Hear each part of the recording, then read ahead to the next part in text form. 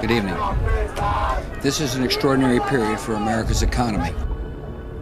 In 2007, a crisis erupted in the US housing market, which soon spread around the world.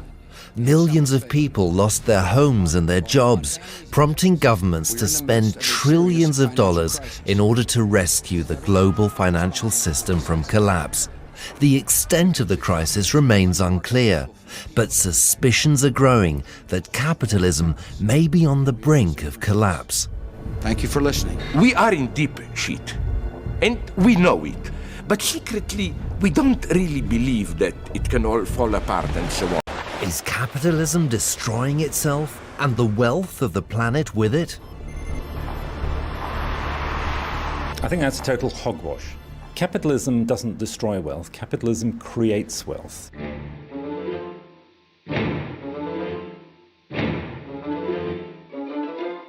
Today, Karl Marx and the idea of communism are back in vogue. The original revolutionary socialist has become a cultural icon. Marx' Kapital Band 1 auf die Bühne zu bringen, ist eine völlig verrückte Idee. Der Erfolg dieses Stücks ist sehr erstaunlich. Für mich völlig unerwartet.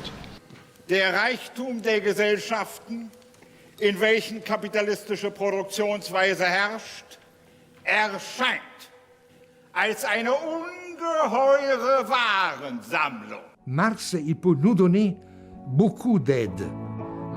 But can Marx's critique of capitalism really help us through our crisis-ridden times? The question for Marx, which might be slightly different for us now, is what comes after that critique.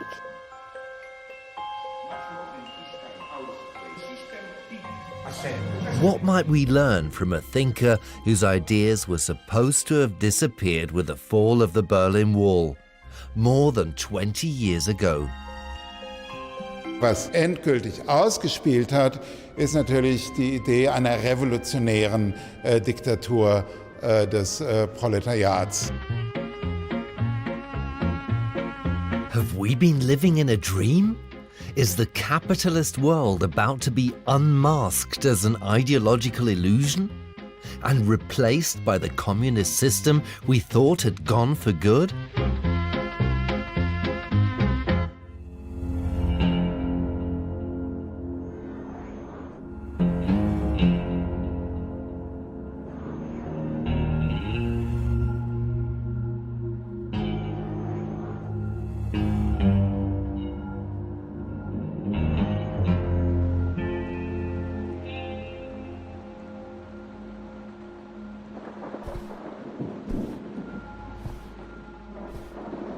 At last, Comrade Marx. Have we met? Let's just say we are theoretically acquainted. Do you believe in destiny, comrade? No. Why not? Because the emancipation of the proletariat requires the critique of bourgeois ideology. Oh, I know exactly what you mean. Do you want to know the truth, comrade? You're slave to a liberal ideology that goes deeper than you can possibly imagine. Ideology is everywhere. When you read Shakespeare, when you pay for your daughter's acting classes, when you buy your hemorrhoid cream. No one can be told what an ideology is, Karl. You must see it, not to believe it. Take the blue pill, and you'll wake up in Cologne as the editor of a provincial newspaper and join a Masonic lodge. Take the red pill, and I will show you how far the permanent revolution goes. It's a nightmare they don't want to revisit. The Asian economic crisis. Marx devoted his life to studying capitalism and its crises. But how did today's economists explain the most damaging economic event since the Great Depression of the 1930s? Norbert Walter is the former chief economist at Deutsche Bank. Ich bin davon überzeugt, dass wir komplexe Fehler gemacht haben und die Fehler nicht nur makroökonomische sind. In Amerika konnte man 110% des Verkehrswertes eines Hauses beleihen. Und damit konnte man nicht nur jedes Haus kaufen, sondern man konnte zusätzlich auch noch seine Möbel kaufen und einen Urlaub machen und ein schönes Auto. Und dies hat zu der jetzigen dramatischen Verschlechterung der Situation geführt. In London, the financial centre of Europe, the crisis has also raised questions about the future of the free market. Eamon Butler is the head of the Adam Smith Institute. Butler blames the crisis not on too little financial regulation, but on too much. One of the foundations of the modern economy is money. And unfortunately, money is a monopoly of the government. And so what they tend to do is to debauch the currency. They overinflate the currency. They keep interest rates artificially low, which the market would not do. We go out and we get loans and we buy houses, and then we feel even, and the houses go up in value, and then we feel even richer, and then we go out and buy more things. It's just like being on a drug. You know, you have a drug and it gives you an instant high, and you say, hey, this is great. But then it starts to wear off. So you take a bit more. And then that wears off. So you need an even bigger dose next time. And that's what governments have done to our economy, unfortunately, and that's why we are in a big mess, and I really hope that they don't do the same thing again. My administration is working with Congress to address the root cause behind much of the instability in our markets. Bush pouvait faire sa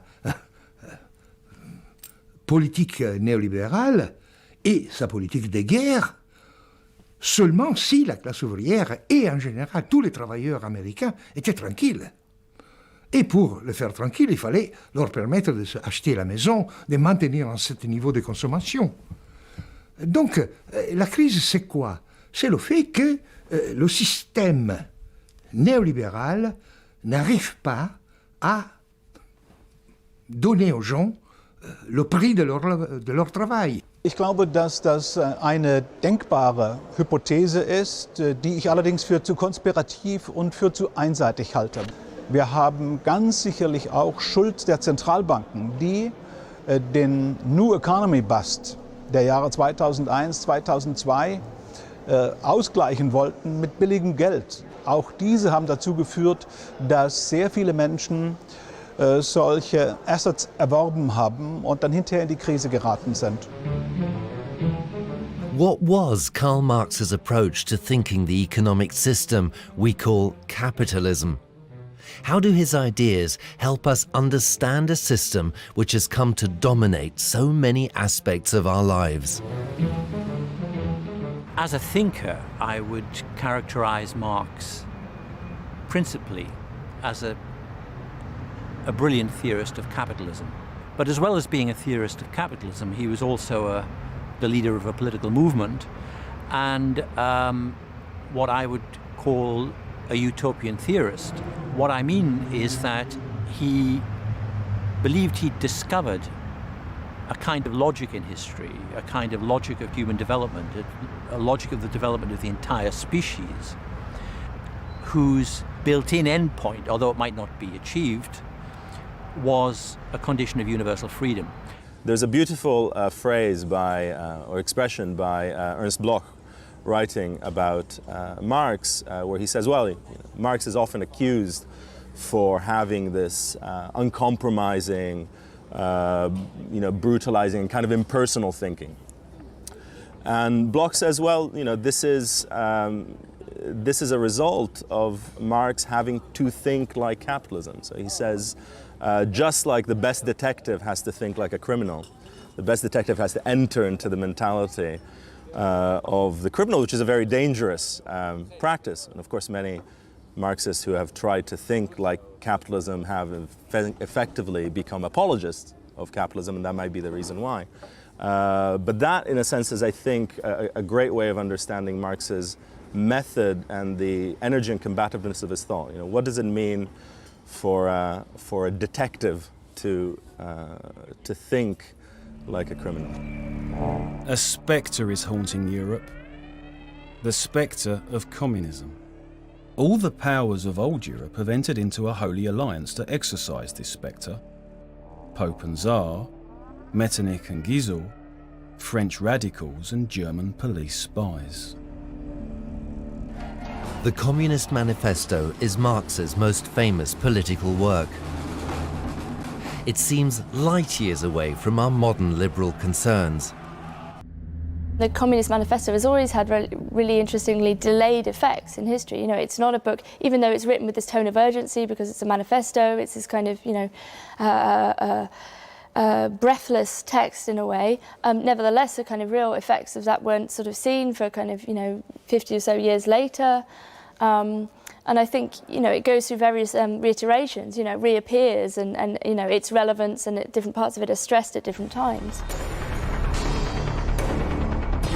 What is capitalism? Capitalism is an economic system driven by the profit motive. According to Marx, capitalism thrives on the exploitation of the working class. In order to make a profit, the capitalist pays his workers less than the true value of their labor time. For Marx, such exploitation was the main cause of social conflict, or class struggle, between capitalists determined to increase their profits and workers struggling to earn a living.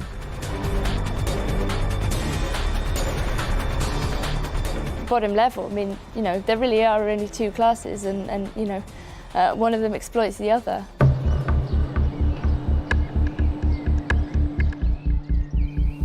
But do Marxist theories of exploitation and class struggle still hold true today?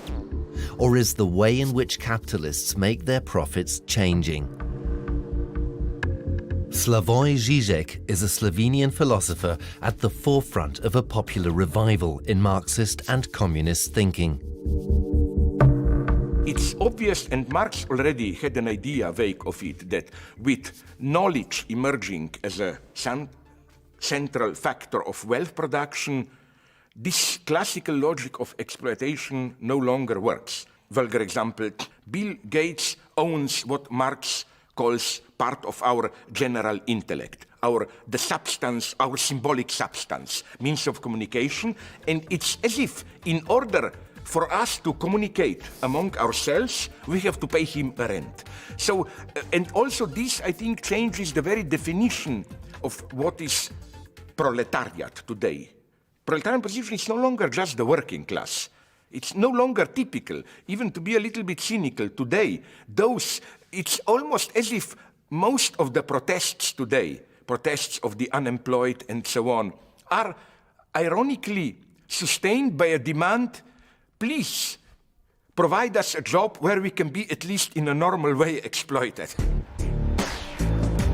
For many thinkers, the question of exploitation remains as important today as it was in Marx's time. But capitalism has evolved and modes of work have changed in ways which Marx himself was unable to predict, according to Italian political philosopher Antonio Negri. Le problème, le pire qu'on puisse faire aujourd'hui, c'est d'oublier que la valeur, c'est-à-dire l'exploitation du travail, de la force travail, n'est plus seulement l'exploitation du travailleur de l'usine, mais c'est l'exploitation du travailleur de la société. Et qu'aujourd'hui, la production des cerveaux, l'invention, la recherche, le cinéma produisent plus de valeur que celui qui est produit dans les usines traditionnelles. Et aujourd'hui, le retour de Marx est sur ça. Chez nous, on veut faire la révolution à partir des usines. Au revoir. On ne la verra jamais. On doit partir de l'usine et de tous les autres travailleurs. Parce que ce sont les autres travailleurs qui sont les plus exploités. Ich denke, dass wenn man die moderne Welt, unsere gegenwärtige Welt mit dem Begriff der Ausbeutung angeht, dass dann nicht das erste Augenmerk auf die Dienstleistungsgesellschaften des Westens oder hochindustrialisierten Nordens zu fallen hat, sondern eher auf die Ausbeutungsverhältnisse in dem, was man klassisch die dritte Welt hält. Von daher finde ich es mit Verlaub obszön, Ausbeutung vor allen Dingen hier festzumachen und nicht den Blick zu werfen auf Produktionsstätten, in denen Menschen 12 Stunden und mehr unter miserablen Arbeitsbedingungen für minimale Löhne arbeiten müssen. Herfried Münkler is the co-editor of Marx and Engels' complete works. He teaches politics at the Humboldt University of Berlin. Along with Antonio Negri, Michael Hart is the co-author of best-selling books on globalization. Like Negri, Hart sees knowledge, information and natural resources as the common wealth of all peoples. I think instead what has happened is capitalist economy has developed towards centering on precisely the production of many immaterial and in some ways immeasurable goods. It's no longer centered on the production of countable automobiles and refrigerators and toasters, but rather centered on the production of ideas, the production of social relationships through services, a variety of, they're not unreal, but often intangible assets. The theorist Alberto Toscano is more orthodox when it comes to thinking the relation of work and exploitation under capitalism. People in a call center might be engaging in activity which we could refer to as cognitive or immaterial, but they are also, and in fact most importantly, working in an environment which is organized in terms of very classical forms of labor despotism, of very classical forms of how to extract, every second or millisecond, how to scientifically manage work in such a way that it can be more productive and in such a way that the rate of exploitation, as Mark would put it, is intensified. Though I think, Hart and Negri are entirely right to identify certain tendencies, I don't think that immaterial labor, for instance, is the source, will be the source as such of, future emancipatory politics. Jacques Rancière is a renowned thinker of working-class politics. For Rancière, economic exploitation is not the dominant factor in all social struggle. Mais on peut avoir des sociétés avec des écarts absolument monstrueux entre les riches et les pauvres, et la plupart des sociétés ont été marquées par de tels écarts, sans que cela ait par soi-même, disons, des conséquences explosives ou des conséquences révolutionnaires. C'est simplement ça que je dis, c'est-à-dire que on ne peut pas tirer simplement de la logique de l'exploitation l'idée d'une logique de la fin de l'exploitation.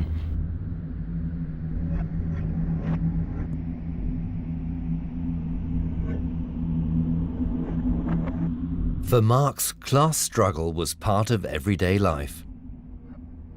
But the theory of exploitation was not Marx's sole contribution to understanding capitalism.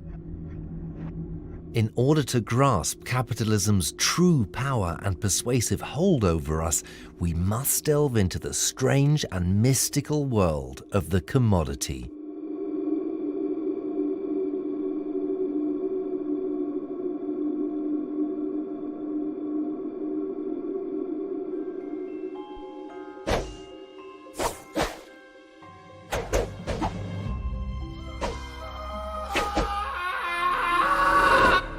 It is clear as noonday that man, by his industry, changes the forms of the materials furnished by nature, in such a way as to make them useful to him. The form of wood, for instance, is altered by making a table out of it, and yet the table continues to be that common, everyday thing, wood. But so soon as it steps forth as a commodity, it is changed into something transcendent.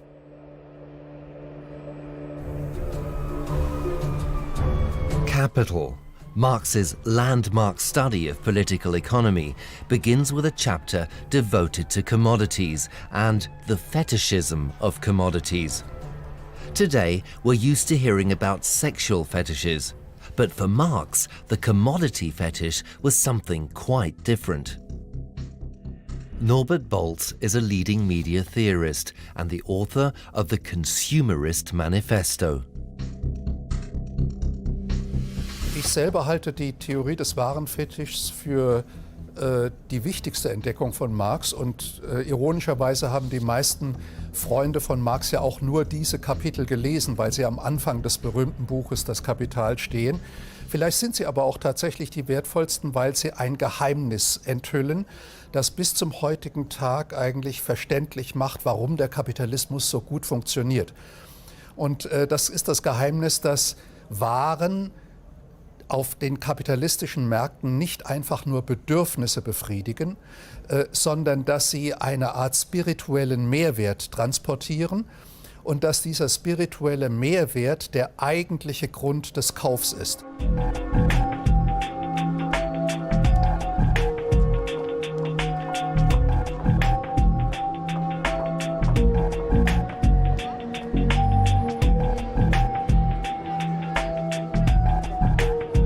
Peter Sloterdijk also sees ongoing relevance in Marx's theory of commodity fetishism in our modern consumer way of life.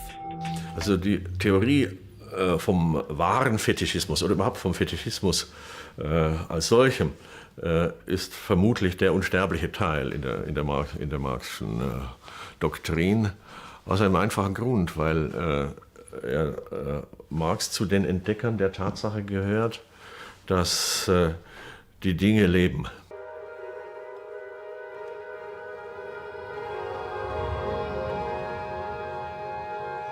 Die Textilindustrie ist einer der ältesten und nach Zahl der Beschäftigten und Umsatz einer der wichtigsten Wirtschaftszweige des produzierenden Gewerbes. Ein Rock ist einröhrig und umschließt von der Hüfte an abwärts beide Beine gleichzeitig, während die Hose für jedes Bein extra eine Röhre bildet. Anhand verschiedener anatomischer Untersuchungen von altsteinzeitlichen Fuß- und Beinskeletten entstand die Theorie, dass Menschen bereits vor 40.000 Jahren Schuhe kannten. Handtaschen waren im Mittelalter ein aus Leder am Gürtel befestigtes Accessoire für Männer. Später wechselte das modische Nutzobjekt zum weiblichen Utensil. Als Taschen mit Tragegriff viele Stoffe kommen aus den Niedrigpreisländern, unter anderem der Volksrepublik China, Indien, Südkorea und Taiwan. The theory of commodity fetishism describes how we accept value as a natural quality of things. But according to Marx, such belief is an illusion. Every commodity, like every value, must be produced. Even something as seemingly natural as water is commodified, purified, packaged, and transported to the customer, a process from which the capitalist duly extracts a profit. Value is in the eye of the beholder. Value doesn't exist in objects. What I would say is that commodity fetishism is only the capitalist version of a type of objectification which is humanly universal. Is this the real world? Or are we the victims of a marketplace that seduces us, mystifying our senses with its fantasy objects? For Marx, commodities exist not to satisfy our needs, nor because they are really useful to us, but simply to be bought and sold.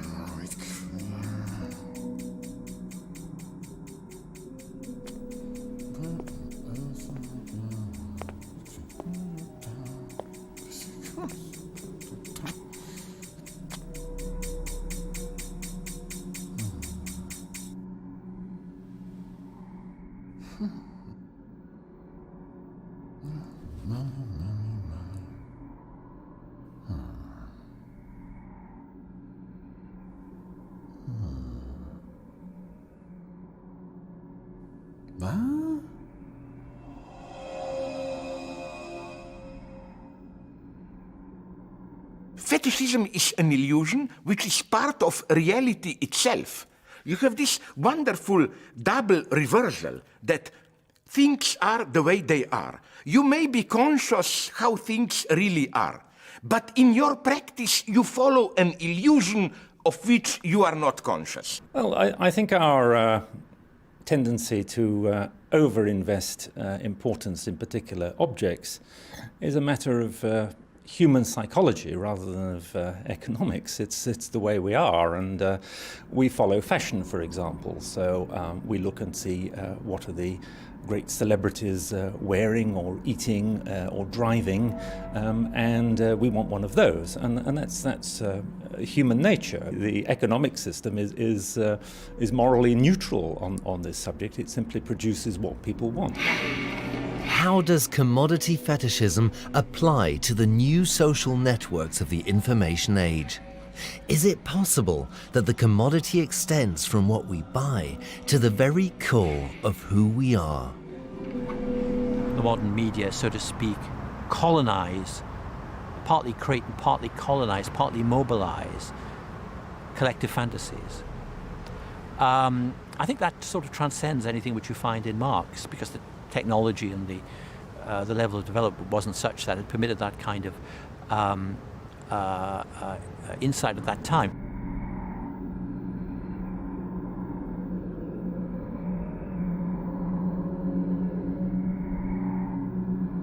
Today, the commodity or consumer way of life is everywhere and in everything we do. We see the world through commodity eyes, so that every social encounter becomes a potential sale, not just of material possessions, but of our individual selves. Der Grundgedanke von Marx, dass die Waren Fetische sind, wurde im 20. Jahrhundert aufgenommen, besonders bei den Denkern der Frankfurter Schule. Und da ist es wiederum Walter Benjamin, der den interessantesten Beitrag zur Modernisierung des Fetischismus geleistet hat, denn er entdeckt die strukturelle Ähnlichkeit zwischen der menschlichen Ware und der sachlichen Ware. Kurzum, Walter Benjamin universalisiert die Kategorie der Prostitution. Und Prostitution liegt immer dann vor, wenn ein schönes Ding Leben vortäuscht und den Passanten mit einem Angebot verführen möchte.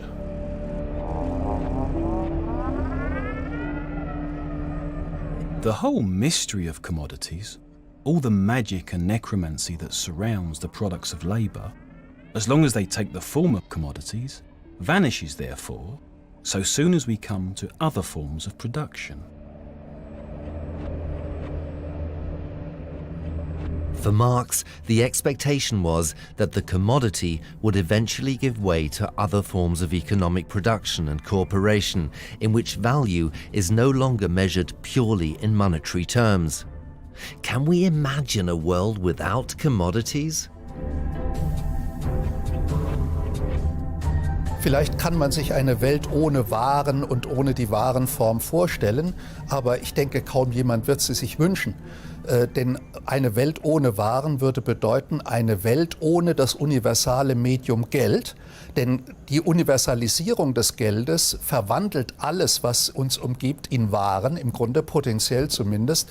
Und wir haben, denke ich, doch in den letzten Jahrzehnten gemerkt, dass Geld ein Medium ist, das unabdingbar ist für Zivilisation, auch wenn Sie so wollen, für friedliches Zusammenleben der Menschen, für die Organisation komplexer Gesellschaften. People are trying to think about, different ways of living sustainably, to try and create these kind of like homeostatic modes of existence where there is no waste, and maybe even live in a kind of collective way, or hint at a communal way of living. And I think people do feel a real kind of need sometimes, or a desire for that sort of, let's say, a simpler but kind of more creative and more interesting life, to have proper relations with people, that aren't mediated through this kind of, commodity fetishism. Today, there is growing disquiet in Western societies on a range of social, economic and environmental questions. A new generation of Marx-inspired thinkers sees ecology as a decisive political issue. The management of the ecological common, of the air, the earth, the atmosphere, by private property and even by states has led us to the brink of disaster. But similarly, I think in economic terms, we're ever more handicapped in our, even in economic functioning, by the rule of private property and even the mechanisms of accumulation through profit. Communism in the sense of we are dealing with a commons. Our earth as natural substance, somehow we have to manage it together. If you look at the common in communism, it gives you a very different view than we've inherited from either from Soviet ideology or from US anti-communist ideology.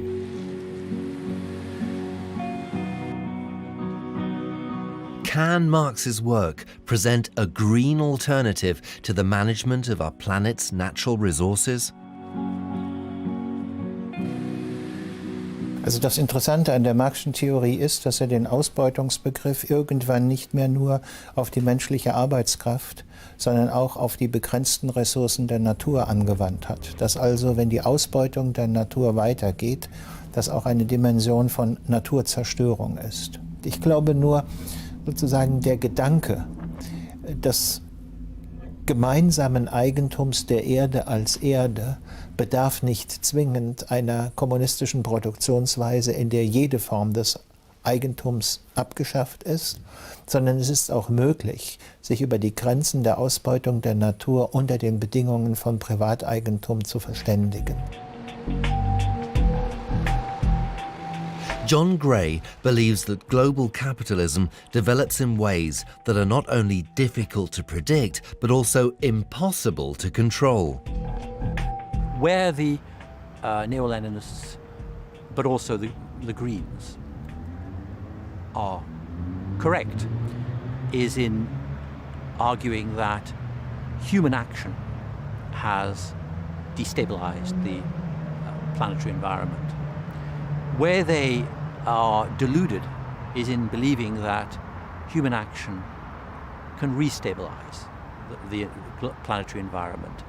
What, from the fact that humans have triggered this instability, it does not follow that humans can stop it, even if humans were capable of acting as a global collective, which they are not and will not be.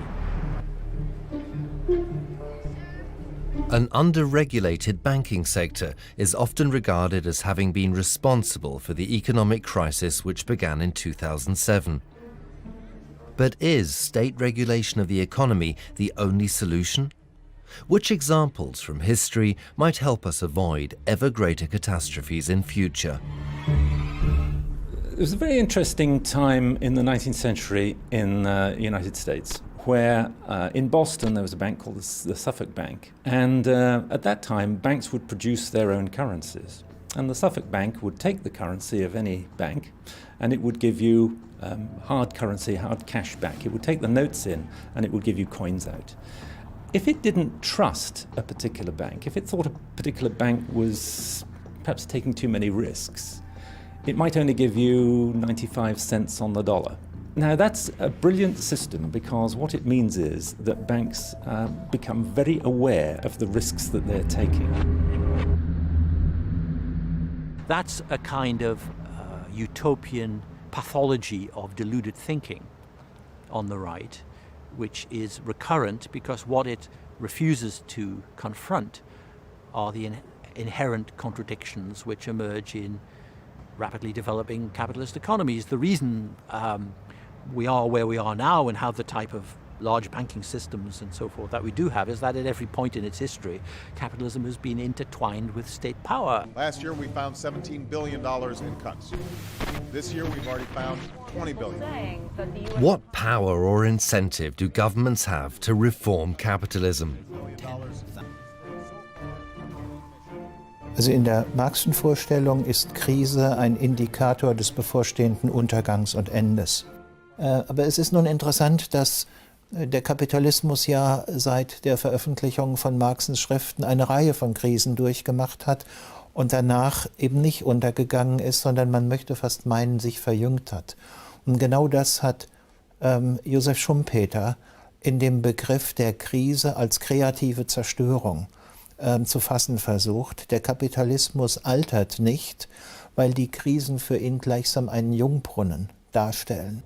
The kind of capitalism that has entered into crisis is a capitalism that is producing ever more of what Marx called superfluous populations or surplus populations.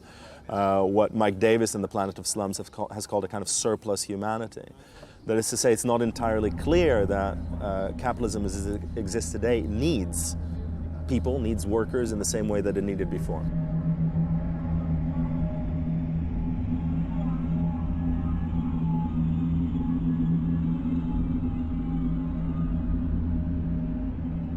Capital functions through crises. So crisis doesn't mean the demise of capital. Capital functions by breaking down. It's a paradoxical way of working, but that's the way it works. And often what happens, this is of course one of the things that's happening as a result of the 2008 economic and financial crisis, is that crisis allows the possibility for new concentrations of capital, sometimes through privatization, sometimes simply through the concentration of wealth or power in fewer hands.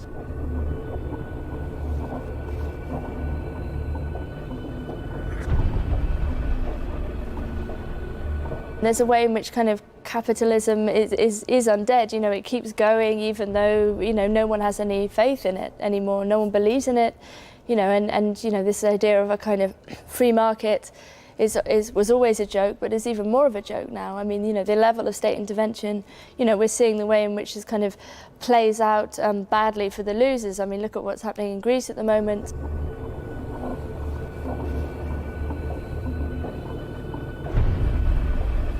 Notre problème, ce sont plutôt les messieurs du FMI, ce sont de la Banque mondiale et en général de Goldman Sachs et de tous ceux qui ont été aidés par les gouvernements à maintenir le pouvoir. If the state and the economy are so closely intertwined, and if capitalism needs crisis to function, then what sense is there in believing that another world is possible? Is there any way out of our crisis-ridden times? Le capital est toujours quelque chose dans lequel nous, on est. On est dedans. Il n'y a pas en dehors du capital. On est dans le capital et on doit lutter contre lui. Exactement de la même façon que les patrons luttent contre nous.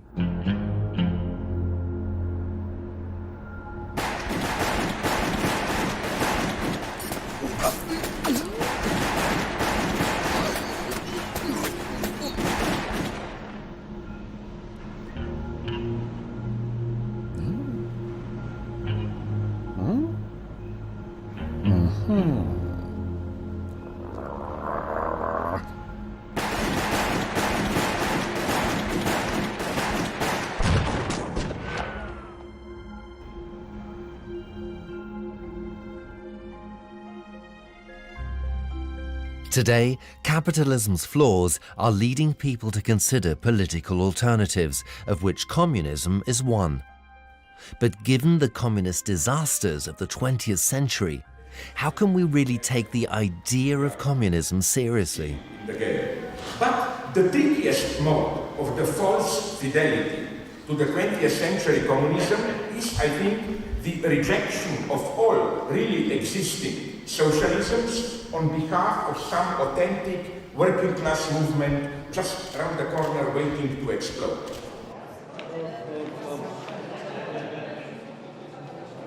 Ich denke, es geht darum, ja, wie gesagt, Alternativen zu denken, aber nicht in den alten staatlichen Formen. Ich glaube, dass also der Kapitalismus steht ja im Moment nur so da, weil die Alternative fehlt.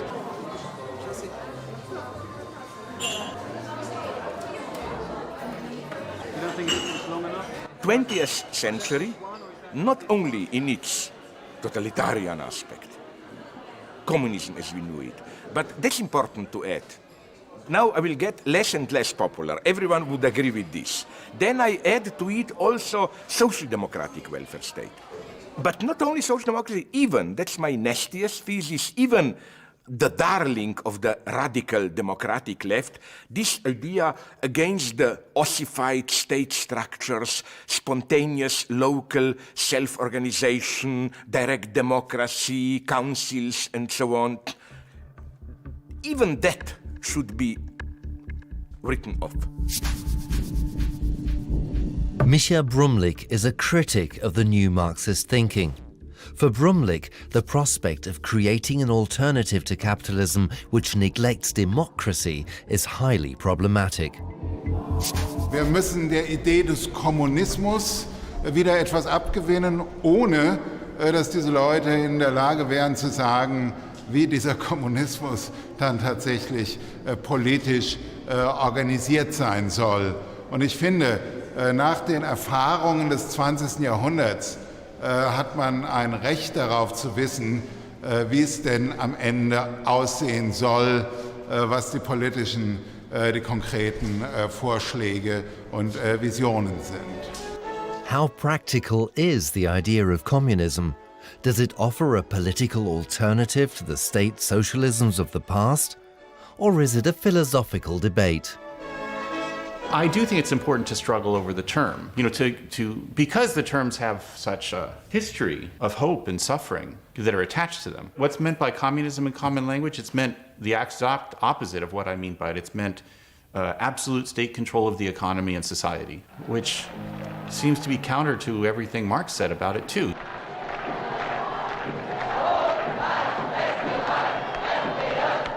Was wir brauchen, ist eine aufgeweckte und kritische Zivilgesellschaft, die die politischen Parteien im System der repräsentativen Demokratie nicht alleine lässt, sondern sie aus dem Raum der Gesellschaft heraus unter Druck setzt.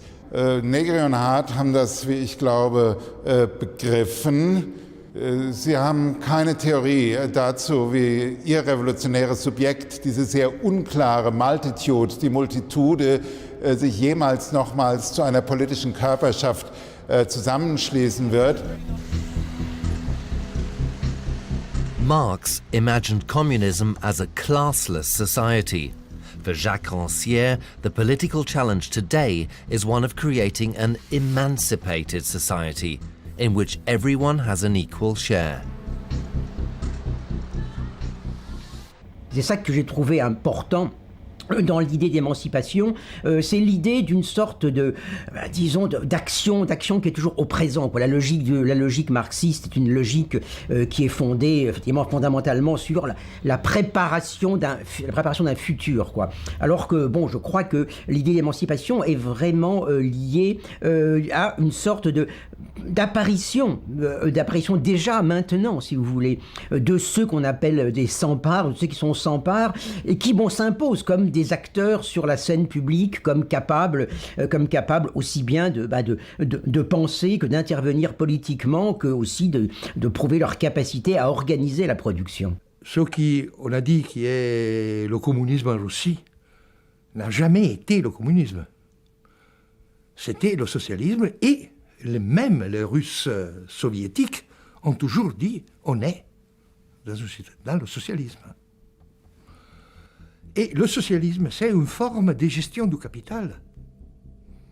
Exactement comme le libéralisme est une forme de gestion du capital.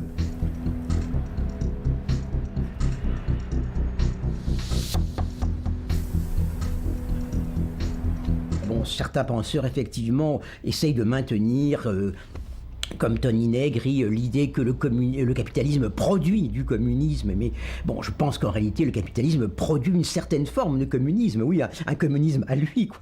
Mais qui n'est pas du tout le communisme, pour moi, de la capacité de tous, quoi. Et puis, il y a ceux qui pensent, ceux qui disent, bon, voyez le capitalisme, donc, après tout, le communisme, c'est pas si mal comme idée, quoi. Mais je ne pense pas que ceux-là, disons, construisent véritablement la pensée, en quelque sorte, de l'égalité, d'une égalité sensible aujourd'hui. Le communisme est quelque chose qui vient se construire, non? Dans un rapport entre les modifications du réel et la volonté, la décision de faire ça, de construire ça.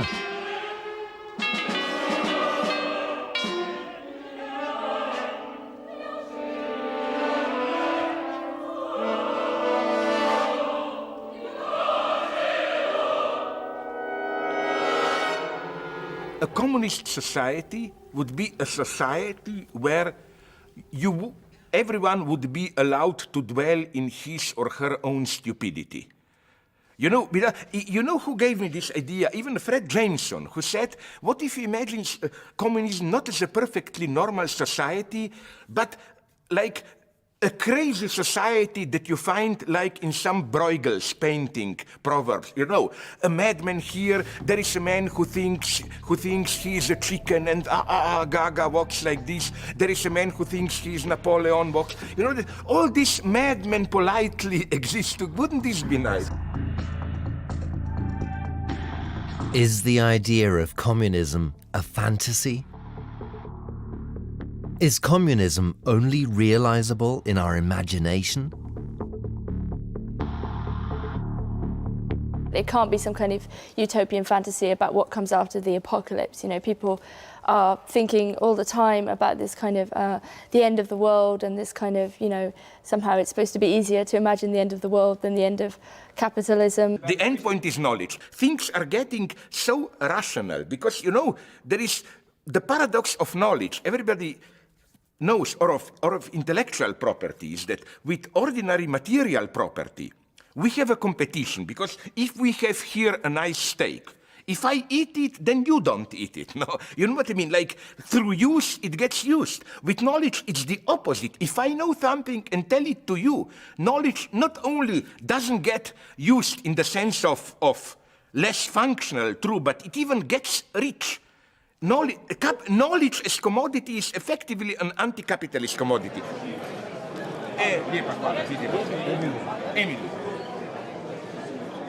There's no proletarian movement. There are no mass communist parties.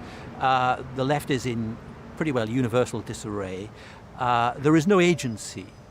There is no historical agency. I mean, this is entirely the neo-Bolshevik and neo-Leninist movement. This is entirely a creation of the media, of cultural criticism, of hermetic seminars, of cabaret-like performances. It does not exist in any form of practical politics anywhere in the world and will not. Menschen müssen sich miteinander verbünden, Allianzen gegen das Tödliche zu schmieden. Das heißt, sie müssen sich gegenseitig Sicherheit geben, sie müssen sich gegenseitig Solidargemeinschaften anbieten. Heute in einem planetarischen Ausmaß, weil wir zum ersten Mal in der Situation leben, dass so etwas wie kollektive Selbstzerstörung möglich ist. Also wir müssen erstmal, bevor wir Kommunismus sagen, müssen wir das Prinzip Immunismus verstanden haben. Das heißt, wir müssen das Prinzip der gegenseitigen Versicherung als das tiefste Solidaritätsmotiv verstanden haben. Today, perhaps the attraction of Marx's ideas can be explained by our desire for clear alternatives in a world where few exist. A simple choice between a blue or a red pill. The blue pill for the cozy retreat into our consumer fantasies, or the red pill which finally reveals the truth.